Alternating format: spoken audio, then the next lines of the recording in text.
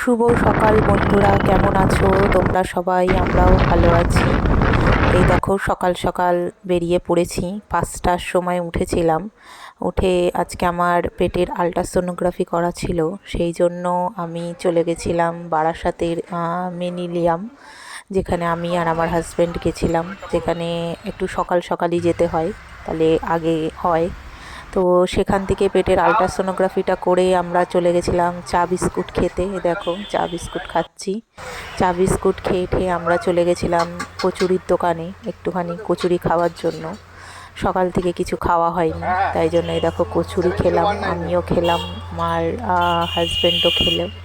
খাওয়া দাওয়ার পর আমরা চলে গেছিলাম তাসাতে। সেখানে তোমরা জানো হৃদয়পুরে দোকানটা নতুন ওপেনিং হয়েছে। সেখান থেকেও জামাই ষষ্ঠীতে যাবে বলে এই কারণে একটা শাড়ি কেনা হয়েছে মায়ের জন্য। তারপর চলে এসেছিলাম বাড়িতে। এই দেখো শাড়িটা তোমাদেরকে দেখালাম কেমন কিনেছি। কেমন হয়েছে তোমরা সবাই জানিও, শাড়িটা কেমন লাগলো তোমাদের। আমি প্রথম এখান থেকে শাড়িটা কেনাকাটা করলাম। ঠিক আছে, শাড়িটার কাপড়টা খুব মোলায়েম, সফট একদম কাপড়টা। ভালোই শাড়িটা। গরম ছিল, তাই জন্য এশার মানে ব্লগটা করতে পারিনি, তোমাদের দেখাতে পারিনি, তাই সন্ধ্যের দিক করে তোমাদের দেখালাম।